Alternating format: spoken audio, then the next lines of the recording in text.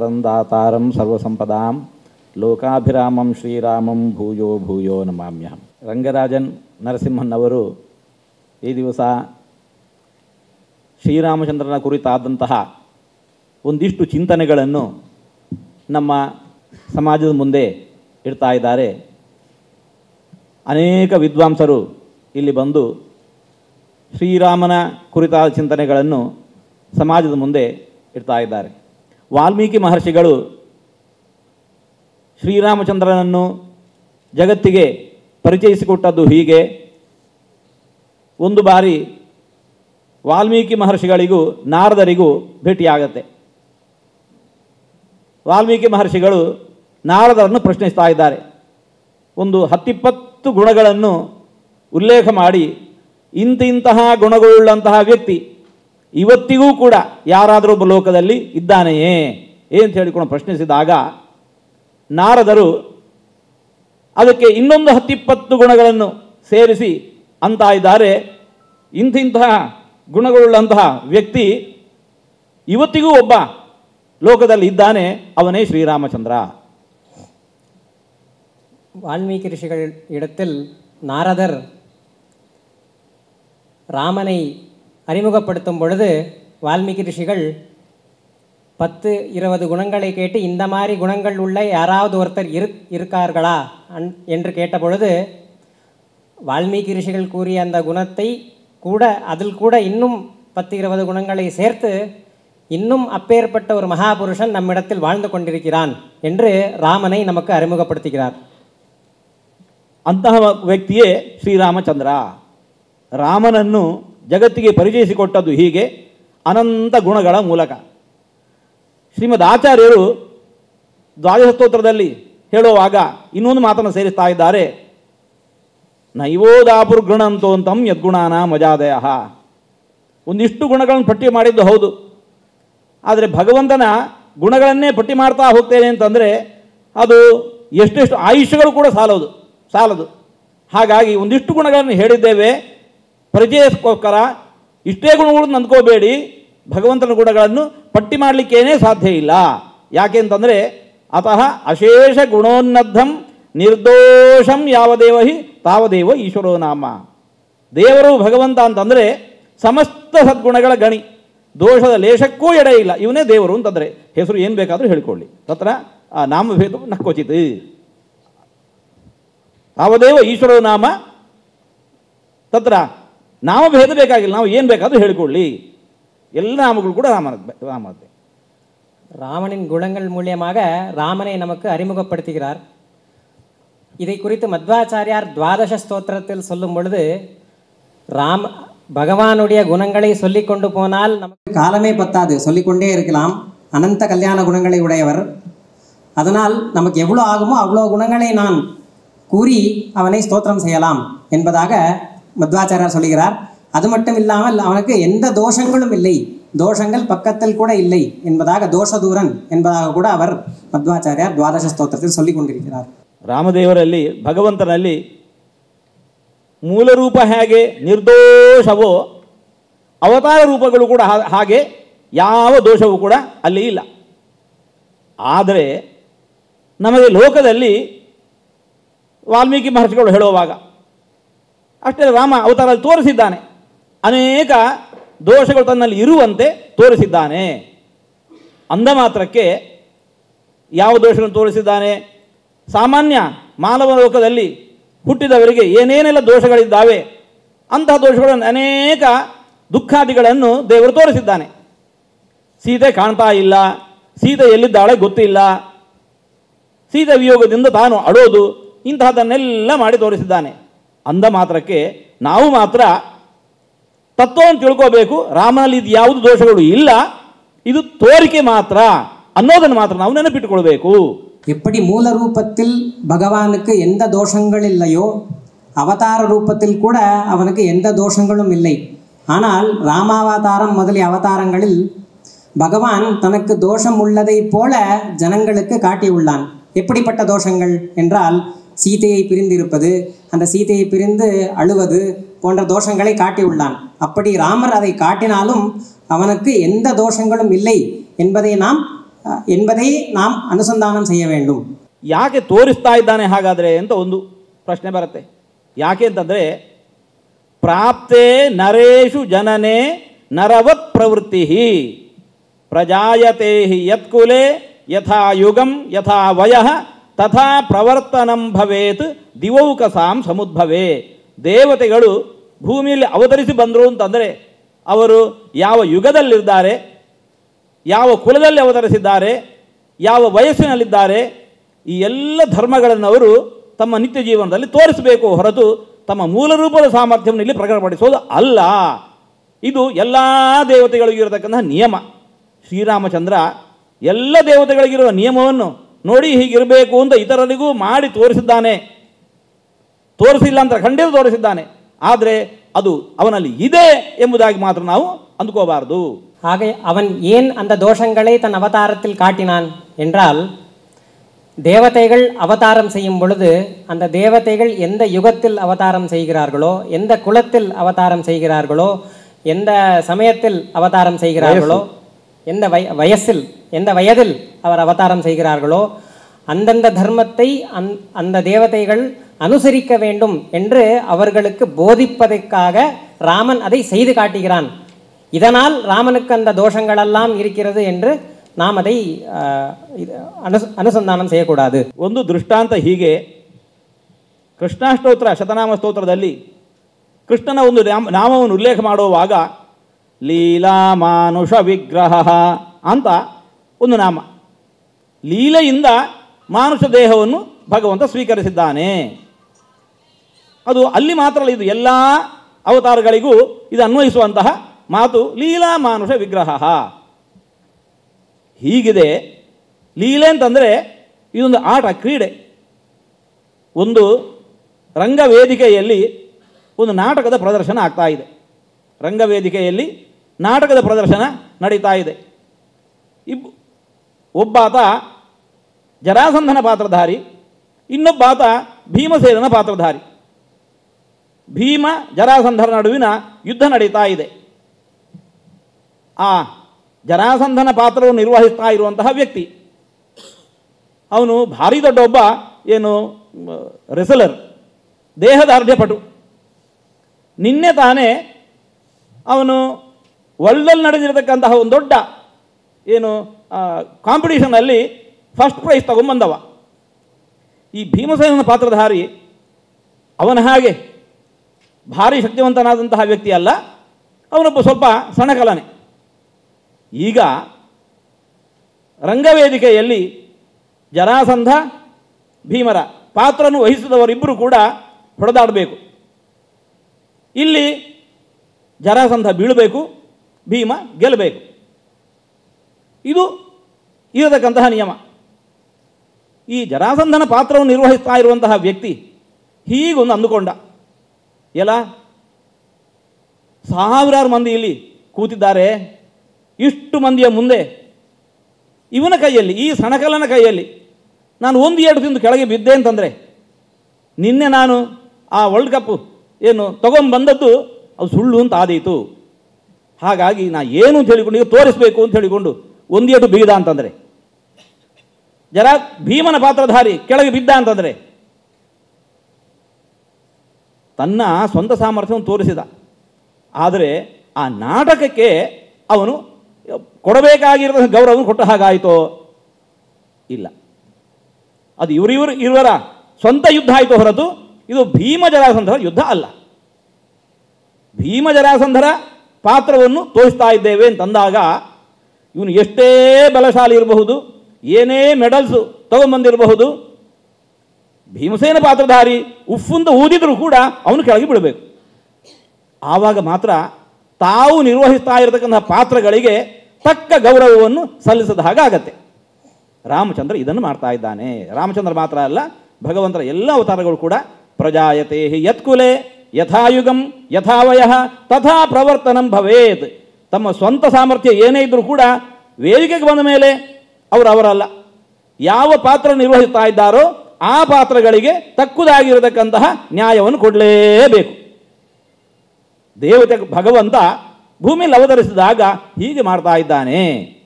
ಅಂದ ಮಾತ್ರಕ್ಕೆ ಅರೆ ಅವನಲ್ಲಿ ಇಂತಹ ದೋಷಗಳಿದ್ದಾವೆ ನಾವು ತಿಳ್ಕೊಳ್ಳೋದಲ್ಲ. கிருஷ்ணனை குறித்து ஸ்தோத்திரம் செய்யும் பொழுது கிருஷ்ணன் லீலையினால் மனிதனாக நடந்து கொண்டார் என்று வருகிறது. இப்பொழுது சுவாமி ஒரு பிரசங்கத்தை சொல்கிறார். ஒரு நாடகம் நடக்கிறது. நாடக மேடையில் ஜராசந்தன் பாத்திரத்தில் ஒருத்தர் இருக்கிறார், பீமசேனர் பாத்திரத்தில் இன்னொருவர் இருக்கிறார். இந்த ஜராசந்தன் பாத்திரத்தில் நடித்தவர் நிஜமாகவே ஒரு மல்யுத்த வீரர். அவர் ஒரு நாள் முன்தான் ஒரு மிகப்பெரிய ஒரு போட்டியில் மல்யுத்தத்தை பிரகாரம் செய்து ஒரு பரிசை பெற்று வந்துள்ளார். ஆனால் இப்பொழுது அவர் ஜராசந்தன் பாத்திரத்தில் நடித்து கொண்டிருக்கிறார். பீமசேனனாக நடிப்பவரோ மிகவும் பலசாலி இல்லாதவர், பலம் இல்லாதவர்.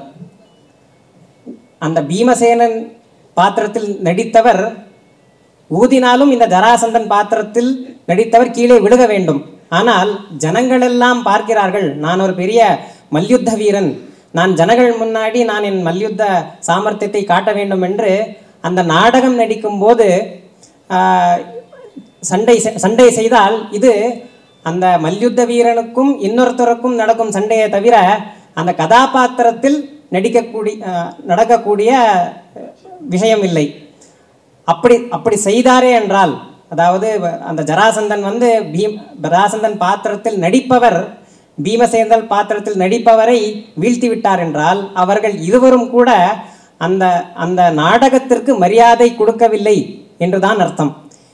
ராமன் கூட இதே மாதிரி விஷயங்கள் தான் செய்கிறார். எந்த யுகத்தில், எந்த வயதில், எந்த குலத்தில் பிறக்கிறாரோ அதை அனுசரித்து நடக்கிறாரே தவிர அவர் அதை அனுசரிக்கிறார் என்ற மட்டத்திலே அவனுக்கு தோஷம் இருக்கிறது என்பதை நாம் ಅರಿಯಕೂಡದು. ಅಂತಹದ್ದು ಇನ್ನೊಂದು ಪ್ರಸಂಗ.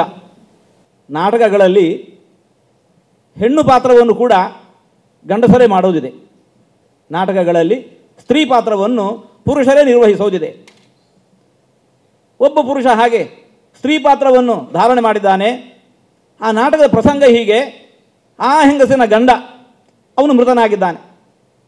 ಈ ಪಾತ್ರಧಾರಿ ಸ್ತ್ರೀ ಪಾತ್ರ ಇಲ್ಲಿ ಏನು ಮಾಡ್ತಾ ಅಂತ ಹೇಳಿದ್ರೆ, ಅಯ್ಯೋ ನನ್ನ ಗಂಡ ಸತ್ತ ಅಂತ ಹೇಳಿಕೊಂಡು ಇಂಥ ವಿಲಾಪವನ್ನು ತೋರಿಸ್ತಾರೆ. ಅದು ಎಷ್ಟು ನೈಜವಾಗಿ ತೋರಿಸ್ತಾರೆ ಅಂತಂದರೆ, ಯಾರು ಪ್ರೇಕ್ಷಕರು ಕೂತಿದ್ದಾರೆ ಅವರಿಗೆ ಇದು ನಾಟಕ ಅಂತ ಗೊತ್ತು, ಇದು ನಾಟಕ ಅಂತ ಗೊತ್ತು. ಆದರೂ ಕೂಡ ಈ ಪ್ರಸಂಗದ ಸಮಯದಲ್ಲಿ ಅವನ ವಿಲಾಪವನ್ನು ಕಂಡು ತಾವು ಕಣ್ಣಲ್ಲಿ ಕಣ್ಣೀರು ಸುರಿಸ್ತಾರೆ. ಅಂದರೆ ಇವನ ಪಾತ್ರ ಅವನು ಎಷ್ಟು ಚೆನ್ನಾಗಿ ನಿರ್ವಹಣೆ ಮಾಡ್ತಾ ಇದ್ದಾನೆ ಅಂತ ಹೇಳಿದರೆ, ಇದು ನಾಟಕ ಅಂತ ಗೊತ್ತಿದ್ದೂ ಕೂಡ ಕೂದ ಪ್ರೇಕ್ಷಕರ ಕಣ್ಣಲ್ಲಿ ಕಣ್ಣೀರು ಧಾರಾಕಾರವಾಗಿ ಹರಿಯಬೇಕು. ಅಷ್ಟು ಮಾಡಿದ ಅಂತಂದರೆ ಇವನು ಆ ಪಾತ್ರಕ್ಕೆ ಯೋಗ್ಯವಾಗಿರೋ ಮರ್ಯಾದೆಯ ನ್ಯಾಯವನ್ನು ಕೊಟ್ಟಿದ್ದಾನೆ ಅಂತ ಅರ್ಥ. ಅಂದ ಮಾತ್ರಕ್ಕೆ ಈಗ ಏನು ನಾವು ತೀರ್ಮಾನ ಮಾಡಬೇಕು? ಅರೆ ಇಲ್ಲ, ಅದು ಹೆಣ್ಣೆ, ಅವನ ಗಂಡ ಸತ್ತದ್ದೇ ಹೌದು, ಅದಕ್ಕೋಸ್ಕರವೇ ಅಳ್ತಾ ಇದ್ದಾನೆ. ಎಷ್ಟು ಅದು ಅಲ್ಲ ಅಂತ ಹೇಳಿಕ್ಕೆ ಸಾಧ್ಯವೇ ಇಲ್ಲ. ಯಾಕೆ ಅಂತ ಹೇಳಿದ್ರೆ, ನೋಡಿದವ ನಾನು, ನನ್ನ ಕಣ್ಣಲ್ಲಿ ನೀರು ಹರಿದಿದೆ, ನನ್ನ ಕಣ್ಣಲ್ಲಿ ನೀರು ಹರಿದದ್ದು ಸುಳ್ಳು ಸತ್ಯ. ಯಾಕೆ ಕಣ್ಣಲ್ಲಿ ನೀರು ಹರಿದಿದೆ? ಅವನಷ್ಟು ವಿಲಾಪ ಮಾಡಿದ್ದರಿಂದಾಗಿ. ಯಾಕಷ್ಟು ವಿಲಾಪ ಮಾಡಿದ್ದಾನೆ? ಗಂಡ ಸತ್ತದಕ್ಕೋಸ್ಕರ. ಆದ್ದರಿಂದಾಗಿ ಅವಳ ಹೆಣ್ಣು ಗಂಡ ಸತ್ತಿದ್ದಾನೆ, ಅದಕ್ಕೋಸ್ಕರ ವಿಲಾಪ ಮಾಡ್ತಾ ಇದ್ದಾಳೆ ಅಂತ ನಾವು ஸ்டேட்மெண்ட் கொட்றே அது ಹೇಗಿರುತ್ತೆ? இன்னொரு பிரசங்கத்தை சுவாமி சொல்கிறார். அதே போல் ஒரு நாடகம், அந்த நாடகத்தில் பெண் கதாபாத்திரத்தில் ஒரு ஆணை நடிக்கிறார்.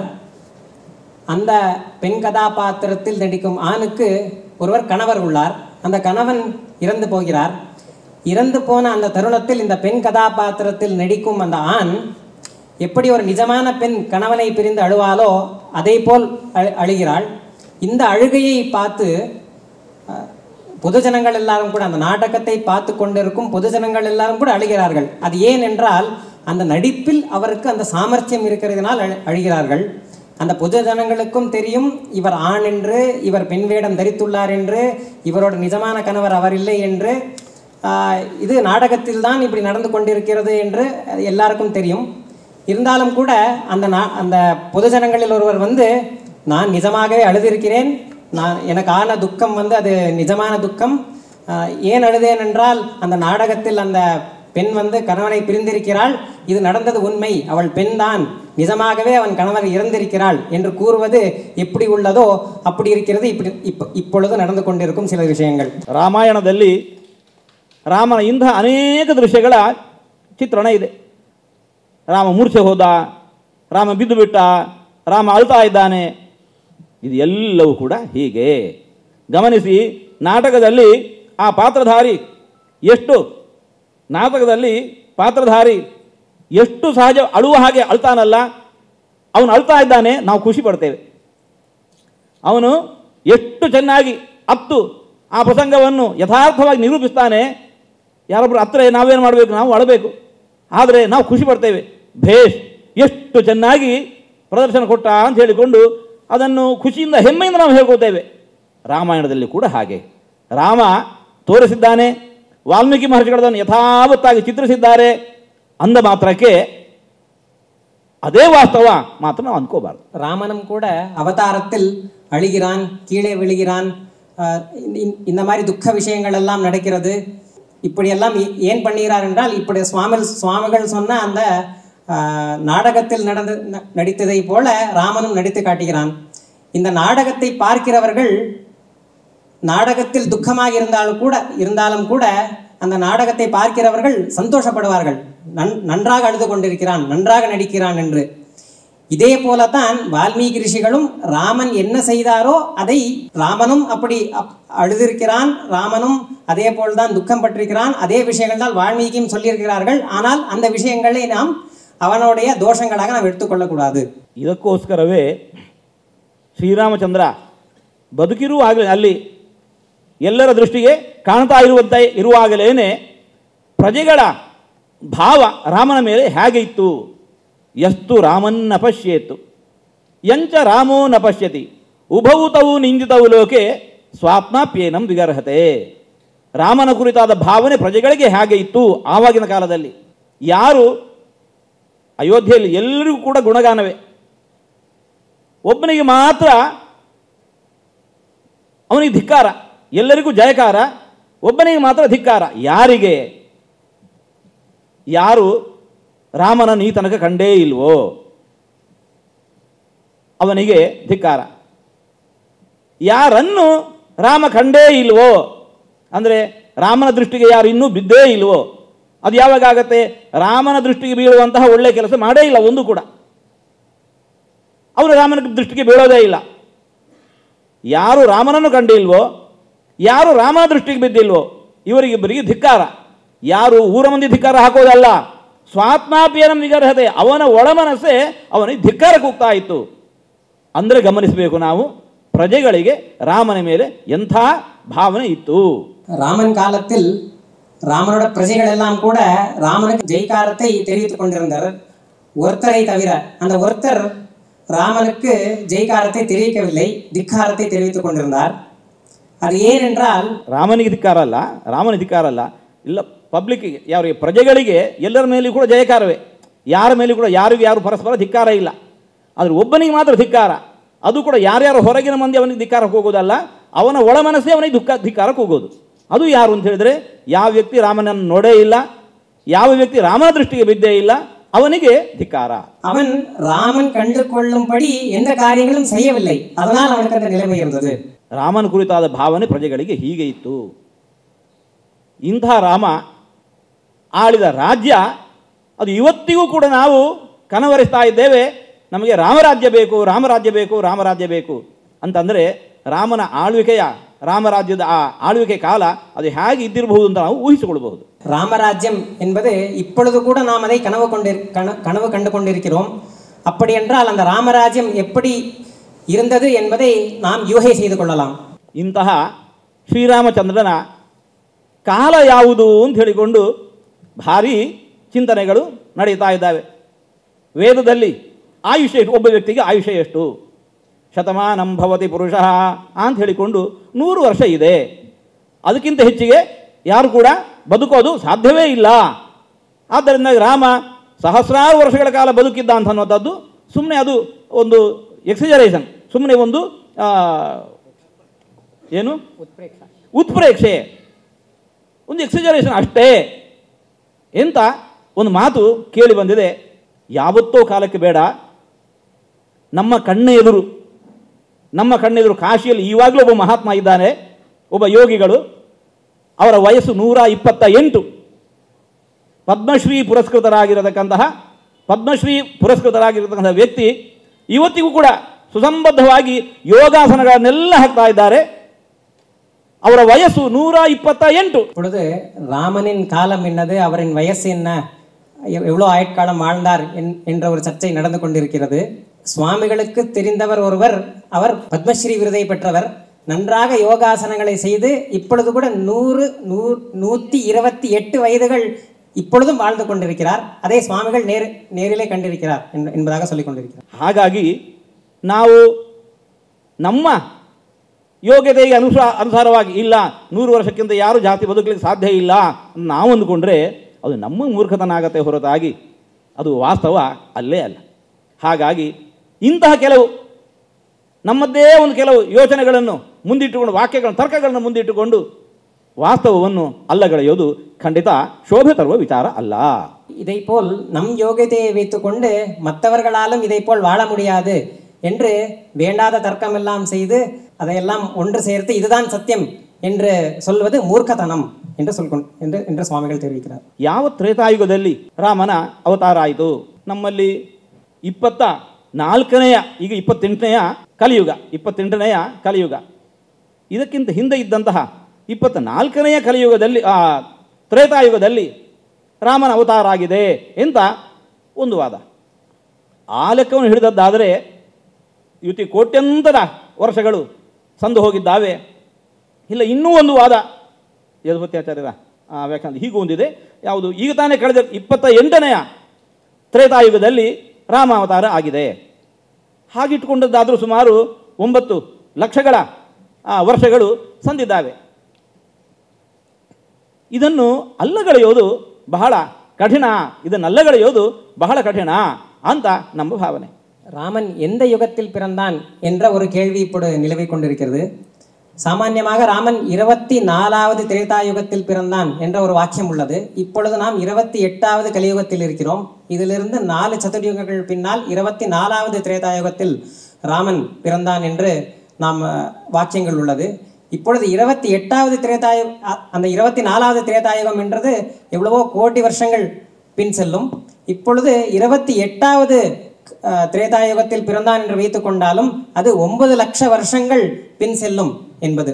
ಅದನ್ನು ಅಲ್ಲಗಳೆಯುವವರು ಕೊಟ್ಟಿರತಕ್ಕಂತಹ ಒಂದು ಕಾರಣ, ಶ್ರೀರಾಮಚಂದ್ರನ ಅವತಾರದ ಕಾಲದ ಗ್ರಹ ನಕ್ಷತ್ರಗಳ ಯೋಗವನ್ನೆಲ್ಲ ಗಮನಿಸಿದರೆ ಅದು ಕಂಪ್ಯೂಟರಿಗೆ ಇವತ್ತು ಹಾಕಿದರೆ 7000 ವರ್ಷಗಳ ಹಿಂದೆ ಹೋಗುತ್ತೆ, ಅದಕ್ಕಿಂತ ಆ ಕಡೆ ಹೋಗೋದಿಲ್ಲ ಅಂತ ಹೇಳಿಕೊಂಡು. ಇದನ್ನು ಕೂಡ ಆ ಗ್ರಹ ನಕ್ಷತ್ರಗಳು ಇದಕ್ಕಿಂತ 7000 ವರ್ಷದ ಹಿಂದೆ ಬಂದಿರಬಾರ್ದು ಅಂತಿಲ್ಲ, ಅವಶ್ಯವಾಗಿ ಬಂದಿರಬಹುದು. ಆದರೆ ಆವತ್ತು ಮಾತ್ರ ಬಂದದ್ದು. ಇನ್ನೂ ಹಿಂದೆ ಹೋಗಬೇಕು. ಇನ್ನೂ ಹಿಂದೆ ಹೋದದ್ದಾದರೆ, ಮತ್ತೂ ಹಿಂದೆ ಹೋದದ್ದಾದರೆ ಅದು ಒಂದು ಸಾರಿ ಅಲ್ಲ, ಸುಮಾರು ಇದೇ ಗ್ರಹ ನಕ್ಷತ್ರಗಳ ಯೋಗವೆಲ್ಲವೂ ಕೂಡ ಇನ್ನೊಂದು ವರ್ಷ 60 ವರ್ಷಗಳ ಹಿಂದೆ ಬರುವ ಸಾಧ್ಯತೆ ಇದೆ. ಅಲ್ಲಿಂದ ಮತ್ತೊಂದು 120 ವರ್ಷಗಳ ಹಿಂದೆ ಬರುವ ಸಾಧ್ಯತೆ ಇದೆ. ಅಲ್ಲಿಂದ ಮತ್ತೊಂದು ವರ್ಷಗಳ ಹಿಂದೆ ಬರುವ ಸಾಧ್ಯತೆ ಇದೆ.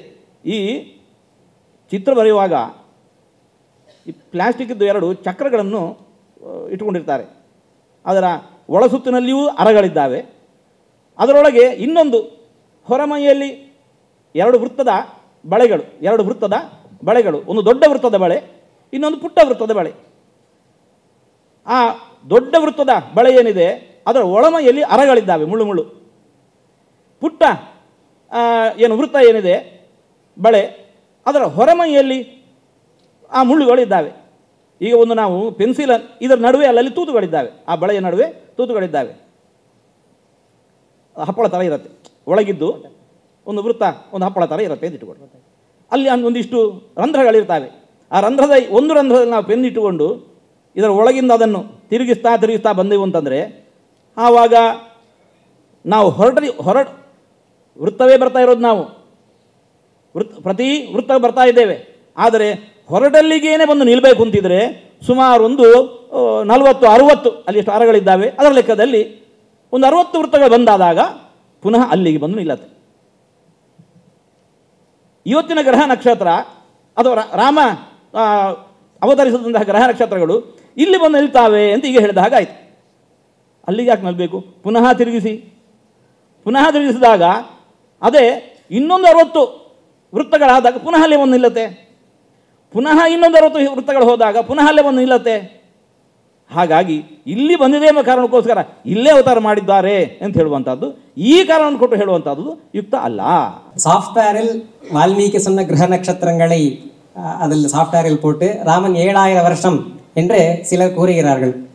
அதற்கு சுவாமி ஒரு திருஷ்டாந்தம் சொல்கிறார். 2 வளையங்கள் உள்ளன.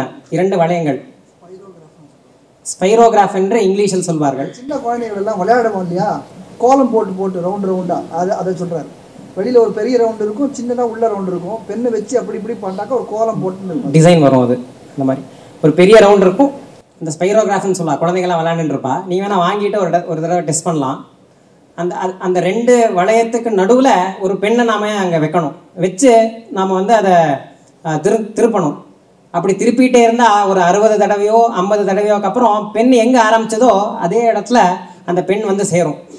அப்படி எப்படி 7000 வருஷத்துக்கு முன்னாடி அந்த கிரக நட்சத்திரங்கள் வந்ததோ அந்த மாதிரி இன்னும் நம்ம பின்னாடி போனால் ஒரு 60 வருஷத்துக்கு முன்னாடியோ 120 வருஷத்துக்கு முன்னாடியோ 180 வருஷத்துக்கு முன்னாடியோ திரும்பி அதே கிரக நட்சத்திரங்கள் வந்துட்டு இருக்கும்.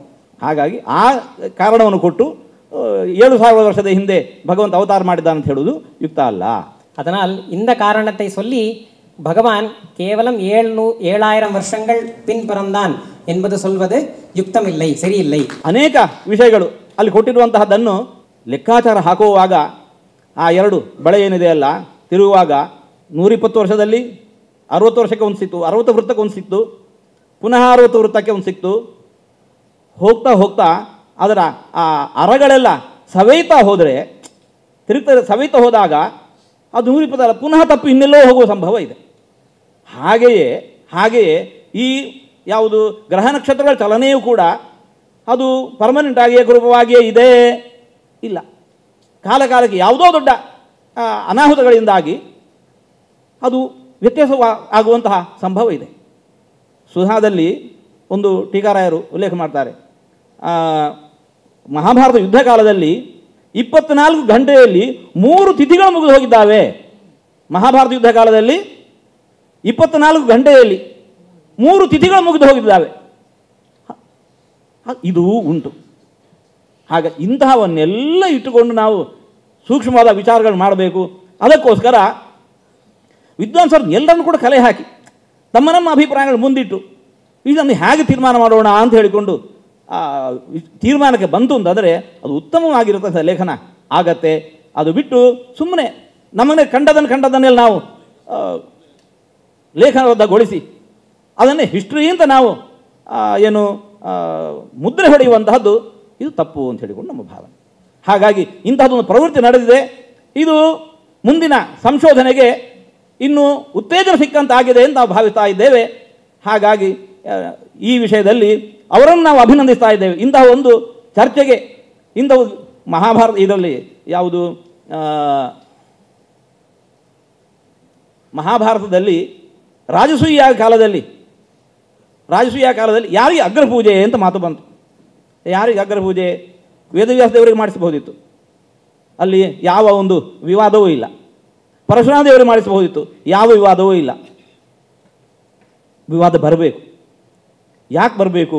ತಂದು ಭಗವಂತನ ಆ ಸರ್ವೋತ್ತಮತ್ವ ಅದು ಸ್ಥಿರ ಆಗಬೇಕು. ಅದು ವೇದವ್ಯಾಸ ದೇವರಿಗೆ ಮಾಡಿದರೆ ವಿವಾದವೇ ಇಲ್ಲ ಯಾರಲ್ಲೂ, ಪರಶುರಾಮ ದೇವರಿಗೆ ಮಾಡಿದರೂ ವಿವಾದ ಇಲ್ಲ. ಕೃಷ್ಣನಿಗೆ ಮಾಡಿದರೆ ಎಲ್ಲರೂ ಕೂಡ ಹಾರಿ ಬೀಳಲಿಕ್ಕೆ ಶುರು ಮಾಡ್ತಾರೆ. ಹಾಗೆ ಬೀಳಬೇಕು. ಆ ಮೂಲಕ ಕೃಷ್ಣನ ಸರ್ವೋತ್ತಮತ್ವ ಸ್ಥಾಪನೆ ಆಗಬೇಕು ಅಂತ ಹೇಳಿಕೊಂಡು ಭೀಷ್ಮಾಚಾರ್ಯರು ಕೃಷ್ಣನಿಗೆ ಅಗ್ರಪೂಜೆ ಆಗಲಿ ಅಂತ ಹೇಳಿಕೊಂಡು ವಿಷಯ ಮಂಡನೆ ಮಾಡಿದರಂತೆ. ಹಾಗೆ ಇವತ್ತಿನ ಈ ವಿಚಾರ ಯಾವುದು, ಒಬ್ಬ ಲೇಖಕರು ವಿದ್ವಾಂಸರು ರಾಮನ ಅವತಾರ 7000 ವರ್ಷಗಳ ಹಿಂದೆ ಅಂತ ಹೇಳಿಕೊಂಡು ಮಾಡಿಟ್ಟದ್ದೇನಿದೆ ಅದು ನಮಗೆ ಪೂರ್ವಪಕ್ಷವಾಗಿ ನಿಂತುಕೊಳ್ಳಿ ಬೇಕು. ಪೂರ್ವಪಕ್ಷ ಇಲ್ಲ ಅಂತ ಹೇಳಿದರೆ ಸಿದ್ಧಾಂತಕ್ಕೆ ಯಾರು ಪ್ರವೃತ್ತವೇ ಆಗೋದಿಲ್ಲ. ಹಾಗಾಗಿ ನಾವು ಎಲ್ಲರೂ ಕೂಡ ವಿದ್ವಾಂಸರು ಈ ಬಗ್ಗೆ ಇನ್ನೂ ವಿಶೇಷವಾಗಿರತಕ್ಕಂತಹ ವಿಚಾರಗಳನ್ನು ಮಾಡಿ ಒಂದು ತೀರ್ಮಾನಕ್ಕೆ ಬರೋದು ಉತ್ತಮ ಅಂತ ನಮ್ಮ ಭಾವನೆ. ಹಾಗೆ ಆ ರೀತಿ ಪೂರ್ವಪಕ್ಷವನ್ನು ನಾವು ಪೂರ್ವಪಕ್ಷ ಅಂತ ಇಟ್ಕೋತೇವೆ. ವಿಷಯವನ್ನು ಮಂಡನೆ ಮಾಡಿರತಕ್ಕಂತಹ ಇಲ್ಲ ವಿಷಯ ಮಂಡನೆ ಮಾಡಿರತಕ್ಕಂತಹ ವಿದ್ವಾಂಸರನ್ನು ಕೂಡ ನಾವು ಹೃತ್ಪೂರ್ವಕವಾಗಿ ಅಭಿನಂದಿಸ್ತೇವೆ ಈ ನಿಟ್ಟಿನಲ್ಲಿ. அந்த வளையம் சொன்னாரல்லவா, அந்த வளையமே அதிகப்படியாக திருப்பி திருப்பி திருப்பி செய்து கொண்டிருந்தால் அதில் உள்ள அந்த கியர்ஸ் எல்லாம் தேர்ந்து போய் அது அதே ரிசல்ட்டை திரும்பியும் கொடுக்காமல் போய்விடும். இதே போலத்தான் கிரகங்களும் கூட இதற்கு உதாரணமாக மகாபாரத காலத்தில் டீகாராயர் சுதாவில் உல்லேகம் செய்கிறார். மகாபாரத காலத்தில் ஒரே நாளில் 3 திதிகள் வந்துவிட்டன என்று. இதெல்லாம் ஏன் என்றால் இந்த மாதிரி சில விஷயங்கள் நடப்பதால் தான். இந்த விஷயத்தை வித்வான்கள் எல்லாரும் கூட இதை உட்கார்ந்து பேசி சர்ச்சை செய்து இந்த விஷயங்களை தீர்மானம் செய்வது என்பது நல்லது. இது எப்படிப்பட்டது என்றால், மகாபாரதத்தில் ராஜசூய யாகம் பாண்டவர்கள் செய்த பொழுது அப்பொழுது யாருக்கு அக்ர பூஜை செய்வது என்று ராஜசூய யாகத்தின் பொழுதே ஒரு சர்ச்சை ஏற்பட்டு இங்கு கிருஷ்ணனுக்கு செய்வதுதான் சரி என்று அங்கு நிர்ணயம் செய்து கிருஷ்ணனுக்கு அந்த அக்ர பூஜையை செய்தார்கள். அதுபோல நாமும் கூட அதே போல் சர்ச்சைகளை செய்து ராமனின் அந்த காலத்தை நிர்ணயம் செய்வது என்பது வரவேற்புக்குரியது. அந்த கிரந்தகாரர்கள் யார் அந்த புஸ்தகங்களை எழுதினார்களோ, ராமர் கேவலம் 700 வருஷத்துக்கு பின்புதான் வாழ்ந்தார் என்று அவர்கள் சொல்கிறார்களோ, அவர்களை கூட நாம் வரவேற்கிறோம். அவர்களும் அவர்கள் விஷயத்தை பிரஸ்தாவனை செய்யட்டும். அவர்களை பூர்வபக்ஷம் என்று நாம் எடுத்துக்கொண்டு அதற்கான சரியான சமாதானங்களை நாம் வித்வாம்சர்கள் எல்லாம் செய்ய வேண்டும். அதை நான் வரவேற்கிறேன். ಆಪದಾಮಪಹರ್ತಾರಂ ದಾತಾರಂ ಸರ್ವಸಂಪದಾಂ ಲೋಕಾಭಿರಾಮಂ ಶ್ರೀರಾಮಂ ಭೂಯೋ ಭೂಯ ನಮಾಮಿ. ಇಂಥ ಸಭೆಯನ್ನು ಏರ್ಪಡಿಸಿದಂತಹ ರಂಗನಾಥನ್ ಅವರಿಗೆ ಕೂಡ ನಾವು ಭಗವಂತನ ಪ್ರಾರ್ಥನೆ ಮಾಡ್ತಾ ಇದ್ದೇವೆ. ಸೇರಿದ ವಿದ್ವಾಂಸರು, ಶ್ರೋತೃಗಳು ಎಲ್ಲರಿಗೂ ಕೂಡ ಭಗವಂತನ ಪ್ರಾರ್ಥನೆ ಮಾಡ್ತಾರೆ.